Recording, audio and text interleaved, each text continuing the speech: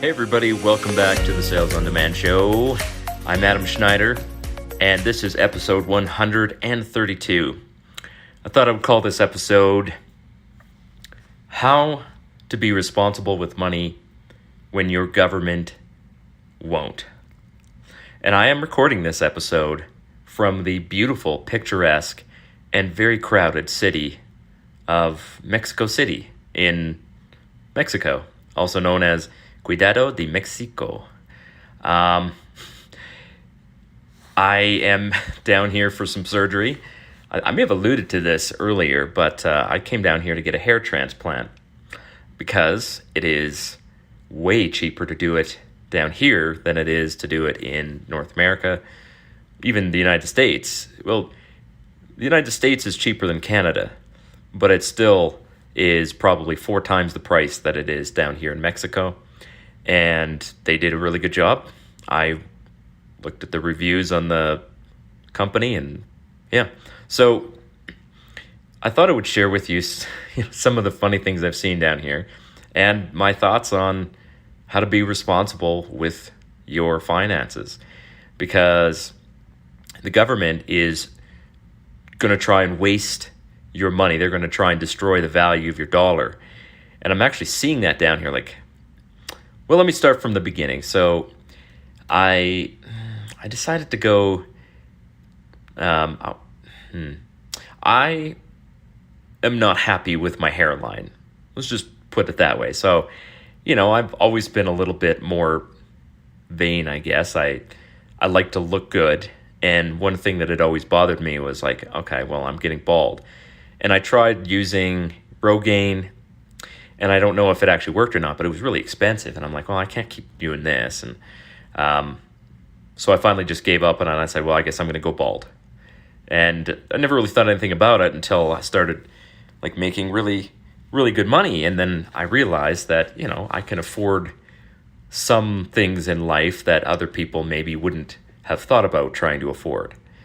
At the same time, I'm not going to wildly spend my money on ridiculous things. So that's basically why I abandoned the idea of getting my pilot's license, at least for now. It's really expensive and there's no real value to it. So I'm not going to do it right now because there's other priorities that I need to spend my hard-earned money on. But this one seemed worth it. And when I was searching around to see, where can I get a hair transplant? And of course, I was I gave my information to a company and I said, hey, contact me about this. And they got back to me and they gave me a price, and it was a good price. It was less than $4,000. And the only thing I had to do was get here. So I was like, all right, trip to Mexico. Never been to Mexico. In fact, I know so very little about Mexico, and I know almost zero Spanish, or at least I did know zero Spanish. And I thought, okay, well, this sounds like an adventure. And I love adventures. So that was probably 2.5 months ago that I arranged that. And finally the day came and flew down here, and everything went according to plan. The whole thing was very smooth. The company was extremely organized. They had everything literally ready to go. There was a man waiting for me with a sign that said Adam Schneider at the airport. We drove. It was a Mercedes Benz. I have been in some cars that I will never be able to afford. And if I could afford them, I wouldn't buy them because they're ridiculously overpriced. But it was fun to drive around in a Mercedes, and I've probably been in 4 Teslas. I think there was even a Cadillac somewhere in there. Mexico is incredible. And I'd love to say that it's beautiful, but there are some things here that are just obviously not that beautiful. It is definitely a powerful place, and there's a lot of people here. Apparently there's 21 million people just in the greater Mexico City area, and almost none of them speak English. English just isn't a thing down here. I mean, the hotel staff, they speak English because they get a lot of, Americans and probably a few Canadians coming down here, but the minute you step outside the doors of the hotel, or you go somewhere that isn't literally connected to it, you are communicating either in Spanish or you're gesturing. Now, I mean, it's not actually that difficult to communicate with people, especially in like a setting that is familiar. Like if you go to a Starbucks and you wanted to order something, you could just grunt and point. But I thought to myself, I want to try and communicate in Spanish. And it just so happens that I learned how to speak French when I was much younger, and I still am pretty fluent in French.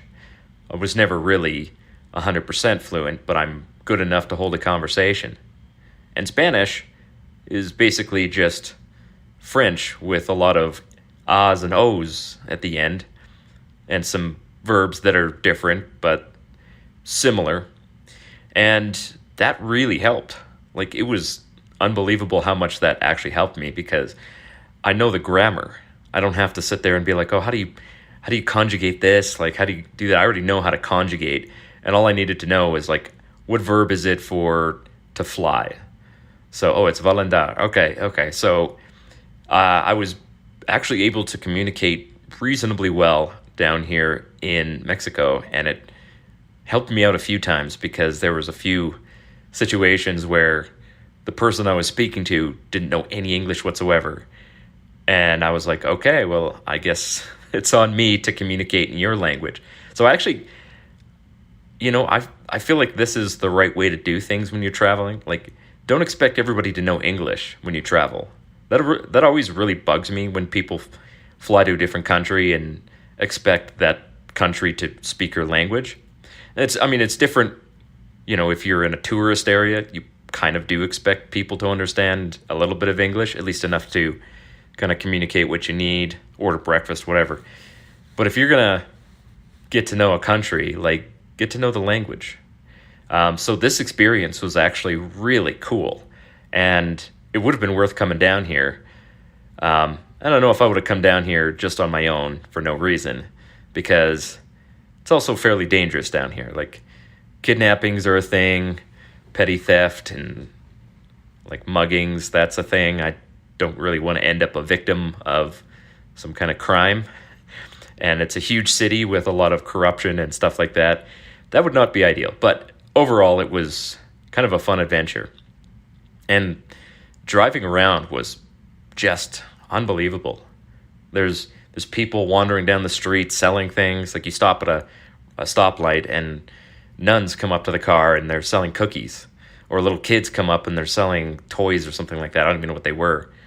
And the driver says, something like, oh, no, that's okay, fine, thank you. It's a great place. The people down here are amazing.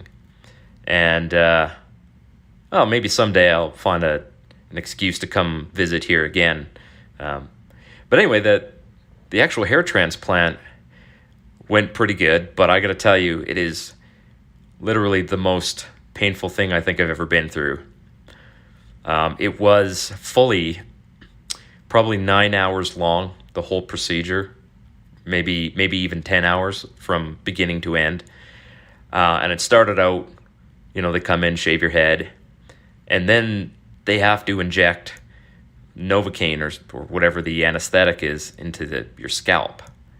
And you're not numb yet. So you feel the needle going into your scalp. I mean, that was brutal. But when that was done, they take the grafts out of the back of your head, and then they punch a bunch of holes in the front, and then they put the grafts in the front. So I was sitting there, and I was watching Netflix. I probably watched 6 hours of Stranger Things on Netflix. I was like, well, this will be good enough. And they're putting grafts in my head, and they keep saying, oh, I think we're 2 hours, and then 2 hours go by, and they're like, oh, I think it's going to be another 2 hours. And I was like, oh, man. And I could feel every single, thing they were doing. The freezing had almost completely worn off by that point, so I was not frozen at all. I could feel everything. And I had my water bottle in my hand. I was just, clutching this water bottle, crushing it with my hand, and trying not to, make noise, because I don't want them to stop. I just want them to continue and finish the thing. And I'm like, please finish. Please let this be done. So 2,800 grafts later, they finished, and I think it looks pretty good. It's going to take about 6 months for the hair to really grow back. And I can't really, I've got to be careful with it for a week. But all in all, I'm pretty happy that I got this. I just want to look and feel younger. And yeah, that's vain, but we're all vain. And don't lie to me and say you're not vain. You are. You're just maybe vain in a different way than I am. So don't think that you wouldn't do something like this if you had the opportunity. I think you probably would. Anyway, so getting into responsible use of your money. Let's talk about the money in Mexico. One of the most interesting experiences I had was going to order at Starbucks. And the first thing I had to do was try to find a bank machine. And that was fun because I was already aware that going to visit a bank machine is risky. Because if someone sees you going to a bank machine, sometimes they'll follow you and try to rob you. But, the area I'm in is actually pretty nice. So they don't have too many shady characters. I went into a mall, and this is a nicer mall than we have in Canada. I've never seen a mall this nice anywhere in the world, never mind Mexico. So I was like, I'm definitely in the rich area of this city. But the funny thing is, it wasn't a bunch of foreigners there. It was a bunch of Mexicans shopping in Mexico City. So I was like, well, they must have a lot of fairly well-off people to have, a big mall like this with a bunch of jewelry stores and all that kind of thing in there. And, there's a policeman or two at the front, but you didn't see a whole bunch of people with guns hanging around. So I'm like, well, must be not too worried about having a bunch of robberies. Honestly, you probably are safer having a jewelry shop in Mexico City than you are in Seattle. I mean, the culture down here is, if you come in and try to rob us, we're just going to blow you away. I think. I'm not saying that that's a bad thing. I think that if you're trying to rob somebody, that you should be in danger for your life. But anyway, it was funny. I found a bank machine, and I was like, well, how much money should I take out? And I'm like, I don't really know how much the peso is compared to the US dollar or even the Canadian dollar. So I was like, okay, well, maybe 500 pesos. And I was like, oh, that sounds too low. And then I looked up and I was like, a peso is 5 cents. So I was like, okay, I'll take 1,000 pesos out. So I took 1,000 pesos. And it feels like a lot of money. And so I was walking around with this 1,000 pesos. And then I did the calculation. I'm like, oh, this is just $50. Oh, that's not very much. I should have taken out more. But then I'll have a bunch of pesos that I can't use. So, in the end, the 1,000 pesos was pretty much exactly how much I needed. I went to Starbucks, stood in line there, ordered my Frappuccino in Spanish, which I was pretty proud of. And I also ordered a blueberry tart in Spanish, Tarta Arandos. And then they said $133. And I was like, is that a lot? I just wasn't able to calculate it in my head. And I was like, oh, that's only like $6 or $7 US. So Starbucks in Mexico is much cheaper. I mean, you would have paid that. You probably would have paid $11 or $12 for what I purchased if you were in the United States. So it's actually pretty cheap to be here, even though they're probably charging more because it's a nice mall. It still wasn't that much money. But I was just flabbergasted by the, how little the peso is worth. And I thought, okay, well, what's the historical inflation rate in Mexico? So I looked it up, and it's about 7%. 7%. So everybody in Mexico is losing 7% of the purchasing power of their money every single year. Now, in North America, we also saw 7.5, 7.9% inflation. I think Canada was calculated at 5.9%, which is probably, that's actually probably not even the real inflation rate. The real inflation rate is probably much higher. But the calculated inflation rate was 5.9%. And we were complaining about that. Rightfully so, because the government is being ridiculously irresponsible, printing trillions of dollars. In Canada, we borrowed $400 billion in 2020 and 2021. The federal government did. And I believe the provincial governments probably borrowed another $100 billion total. It was ridiculous. They're just paying people to stay at home. which, is not super productive. Yes, you can buy groceries, but you pay the piper for all of that. So I was thinking, like, the government in Mexico is obviously just printing money like crazy. I mean, it's been consistent, at least, so they have consistent inflation, which is actually better than inconsistent inflation, because businesses, they like predictability, right? They like to know how much higher am I going to be paying, how much higher prices are going to be in 12 months, and they'll price that in to their calculations. They'll be like, okay, in 12 months, I will be paying 7% more, so I have to price this at 7% more. But it's amazing that the peso, the inflation rate, has really, like, destroyed the value, because I believe there was a time where the two of them used to be 1-to-1. And then they kind of diverged, and Mexico, the inflation in Mexico really soared. And so can you imagine the peso being like 5% of the US dollar that they were? Now, correct me if I'm wrong on this, but they must have been at least close to parity at one point. I'm fairly sure they were. I know the Venezuelan peso was basically a 1-to-1 with the US dollar. But then the Venezuelan peso basically evaporated and hyperinflated away. So eventually, you're going to go to Starbucks, and it's going to cost you $133 to buy your drink. That's going to happen. It's not a crazy, pie in the sky idea. This is actually going to happen. And in order for you to survive this, you're going to have to be cautious with your money. And you're going to want to not keep your money lying around doing nothing. So there's two things I want to talk about here. First of all, how not to spend lots of money on stupid things. Now, maybe you're going to say, well, a hair transplant sounds like a stupid thing. I guess that's, if that's your opinion, then I wouldn't even try to argue with it.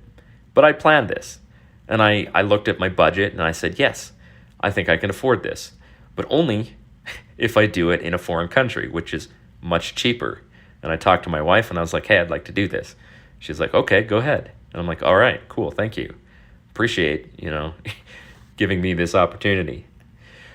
Now, on the other hand, I had to buy a new vehicle, or a new to me vehicle, because my other one kind of died on me.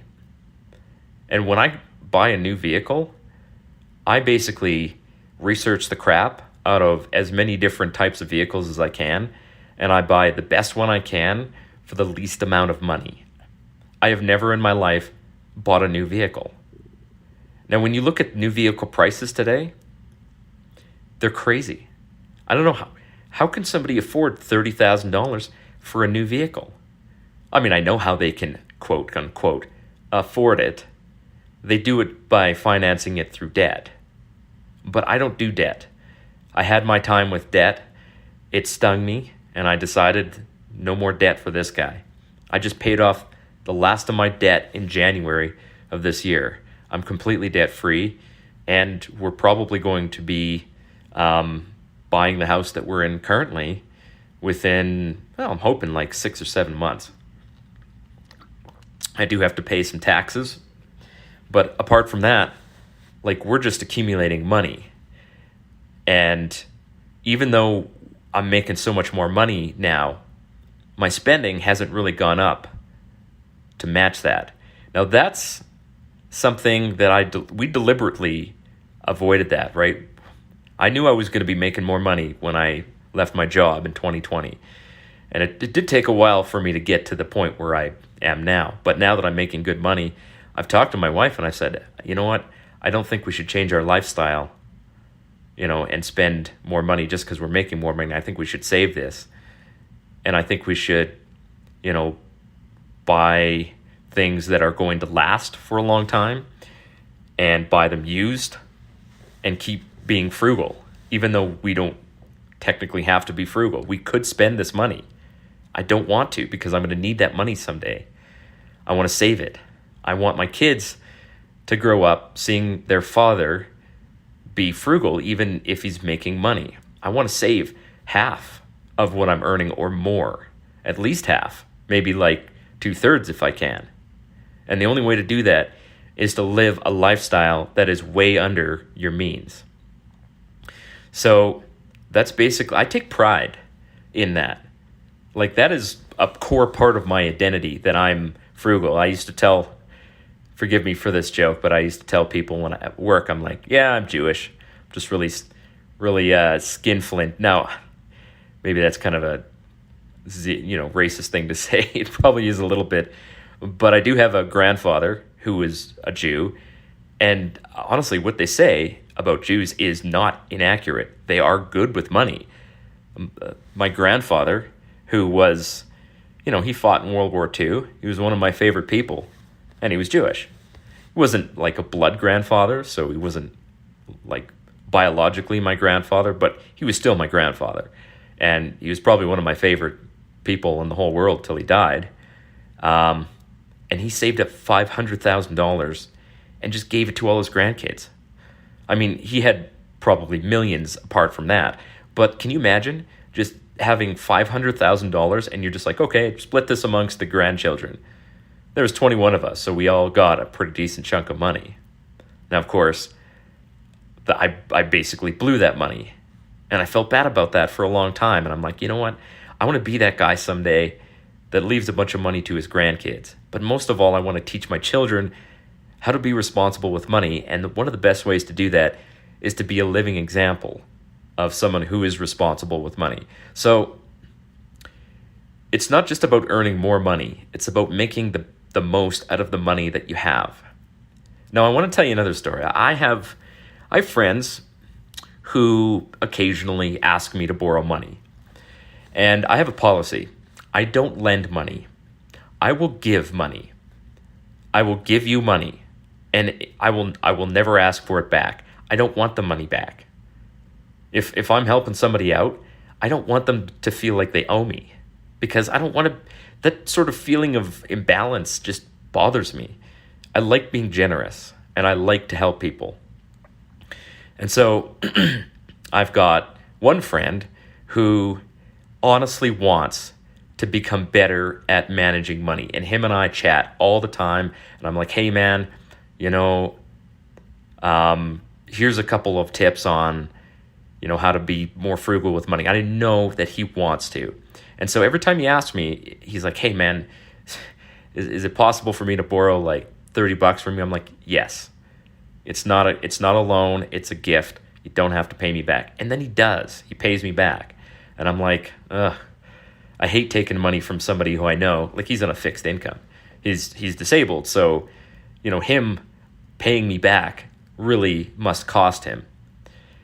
But I always tell him, I'm like, listen, you don't have to pay me back. And sometimes he doesn't. And then I'm like, good, he didn't pay me back. I told him it was a gift, not a loan, and he didn't pay me back, so we're cool. And then most of the time he does, and I'm like, I just feel bad about that. I don't know. Like, I want him, what I think I'll probably tell him is, take the money that you were going to pay me back and put it in an envelope. And the next time you need money, you've got that money in an envelope. And he thought that was a clever idea. So that's basically what we're going to do is we're going to start building a nest egg. Now, I have another friend who, I don't know her as well, but she's been on, Facebook friends list for a long time. And she hit me up. She's like, hey, can I borrow $20? And this was a while ago. And I was like, sure. And I said, this is a gift. You don't have to pay me back. And honestly, like if somebody asked me for $20, I would give it to them. I have no hesitation about giving people some money. $20 is nothing these days, right? You're not going to miss it. And if it helps somebody else out, maybe pay for groceries or something like that, then sure. Like if I can make somebody's life just a little bit easier and better by giving them something when they need it, that's awesome. In fact, today there was a guy, and I don't mean to make this kind of a braggadocio thing. There was somebody at the hotel here who needed to get this stupid antigen test. so that, you could, go back to the United States and didn't have any Mexican cash. And I was like, hey, look, I've got 750 pesos here. Let me pay for your test. And he's like, oh, what? No, you can't do that. And I was like, no, listen, you need to get out of here. We all need to get out of here. Let's do it. So I did. And he got the test. And of course we're negative because I don't know. I've never gotten a test that I was positive on. I've probably taken like 8 or 9 antigen tests, and every single one of them is negative. So I don't know if I've ever had COVID, but I don't have it today, that's for sure. Anyway, so, it's just make life easier for the people around you, and that'll come back to you someday. Anyway, so this other friend, as soon as I lent her $20, I said, this is a gift, you don't have to pay it back, because that's my thing. You don't pay me back. Just, I don't want any of this tracking you down or anything like that. Just, take the money, use it. Well, she hit me up 4 days later. Oh, can I borrow $20? And I was like, well, okay. So every 4 days after that, it became this regular thing where she would hit me up. Hey, can I borrow some money? Can I borrow money? Can I borrow money? And she knows my policy. Like, I don't ask for that money back. And she doesn't actually offer it. I'm like, this is not a good situation. This is not helping this person to do this. I'm like, I need to force some change here. And I said, all right, I'm cutting you off, but here's the thing you can do for me. Write up a budget. Tell me how much you're spending, and I'll lend you another 20. So she sent me her budget, and I looked at it. I'm like, okay, well, you're on a fixed income too. And then sent her $20. And then 3 days later, maybe not even 3 days later, she's like, oh, I need another $45. And I was like, no. I said, you sent me a budget. Why aren't you sticking to your budget? So my goal is to put some pressure on this person because I want the people around me to prosper. But sending somebody money just every time they ask for it doesn't produce prosperity. What produces prosperity is good habits. So if you haven't created a budget, you need to go do that immediately. So talking about budgeting for a little bit, it's not about just writing down what you think you're spending on certain things or what you think you should be spending. It's actually more about tracking your actual spending and being honest with yourself about what you're spending money on. And that's hard to do.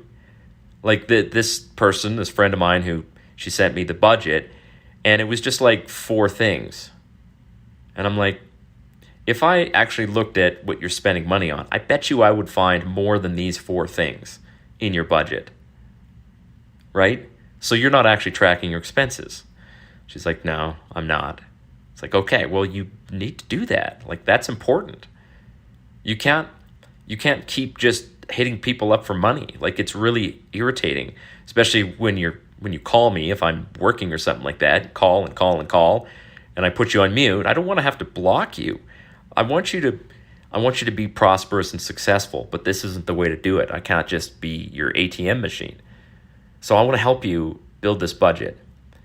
So my plan is to work with this friend of mine and see if I can get her on the right track.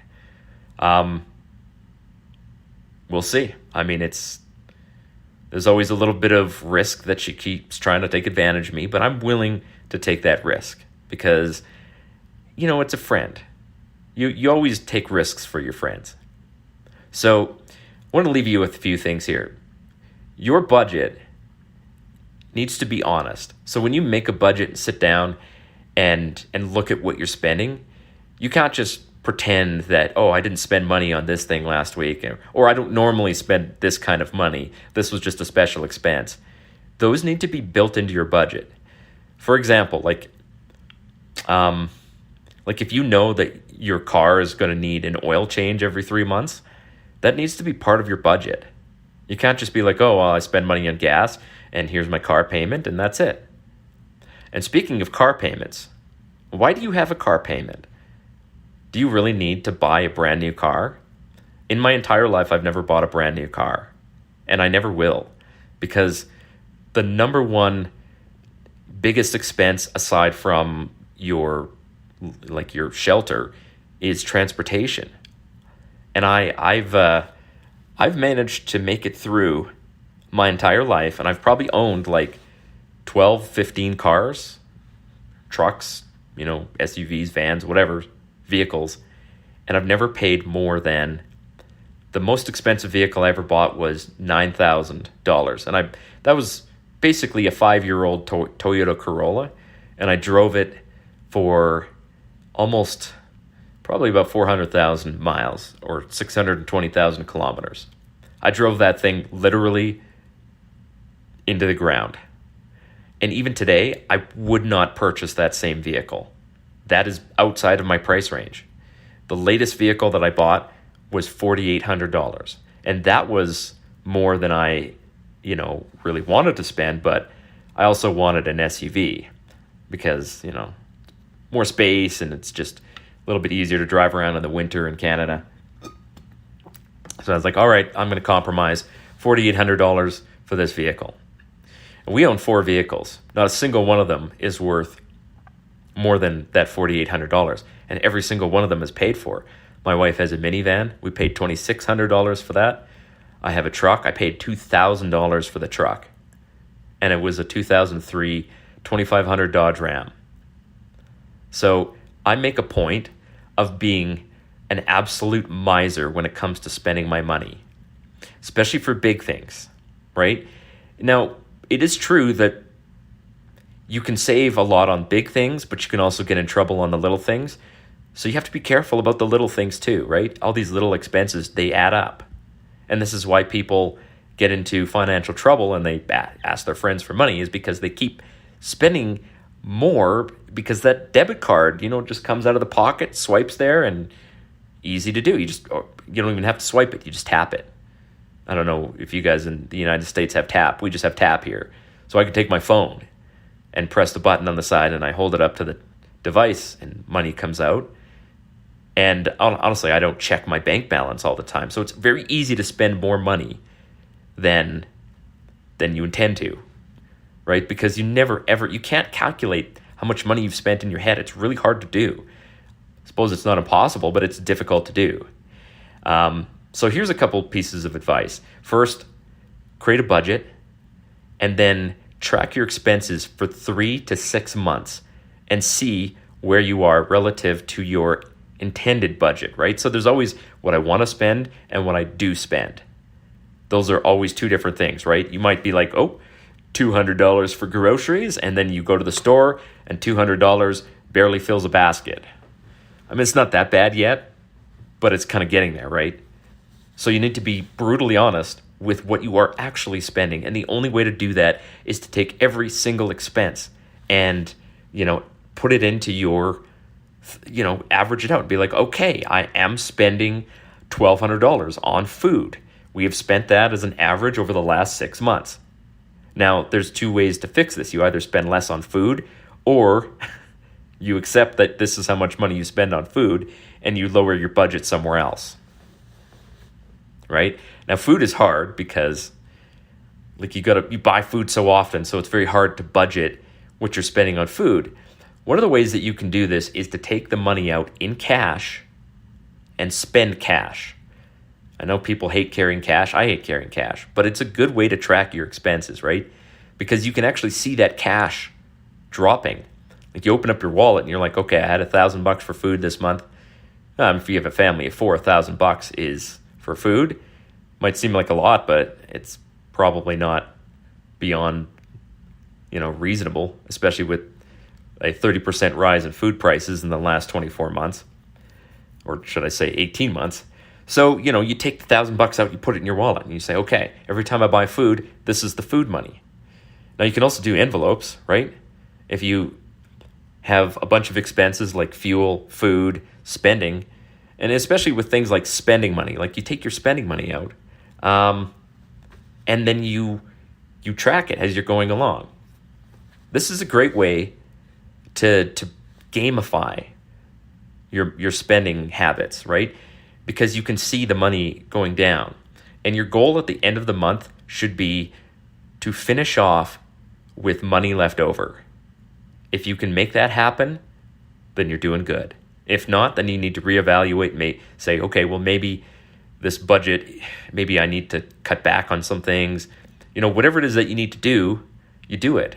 And if you have no money left, then you don't spend any money.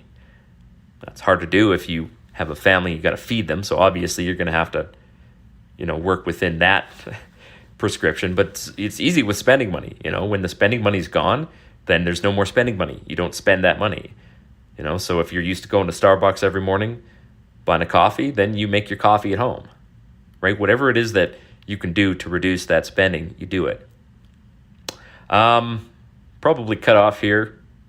I got to go check out. But thank you guys so much for listening. Of course, you can find this podcast on the internet, salesondemandshow.com, and also on iTunes, Google Play, Spotify, a whole bunch of other places too. So please go ahead and subscribe. And, if you like the podcast, go ahead and leave a review.